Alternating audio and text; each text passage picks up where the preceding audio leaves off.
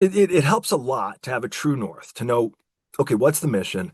What are the priorities? What are the ground rules? Ground rules are like what's not going to change, or when it does, we're going to change the ground rules, right? And then you start to know, okay, what are we going to do today, tomorrow, and this week? And so many people are feeling uncertainty, and so many people are feeling change, right? And when you're in an environment of change and uncertainty, you can get paralyzed, Mm. right? Because there's so much out of your control.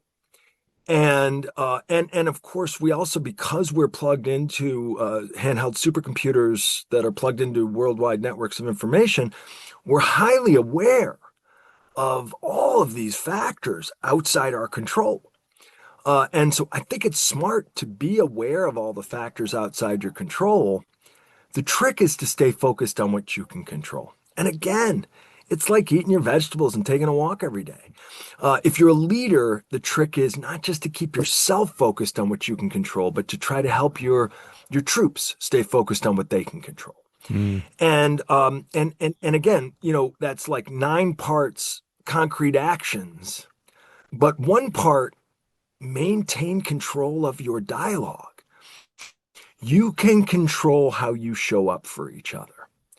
You can control how you show up for each other, how you communicate with each other, how you ask each other for help, how you respond to each other's entreaties for help. And so, the number one thing you can do in an environment of uncertainty and constant change is, stay aware of what's changing and then stay focused on what you can control today, tomorrow, this week. Um, and having a leader who's focused on that helps the rest of the team.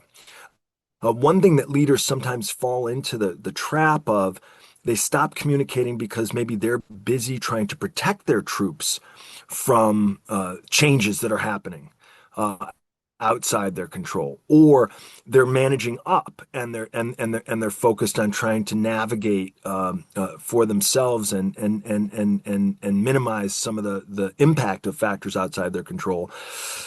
Sometimes managers are just embarrassed that, I said this yesterday and today it's not true anymore, right? And Right. so what I always say to lead, right, it's just so they stop communicating as much. They feel silly, or they blame. Oh, it's those clowns in corporate, right?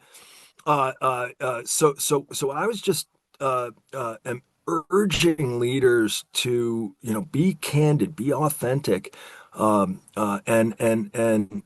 just, stay aware and help people stay aware of what's changing, what's uncertain, what do we know at least right now, and that's how we're going to guide our actions and our words and our expressions, the things we can control, right? We can't, there's so much we can't control. Let's focus on what we can control.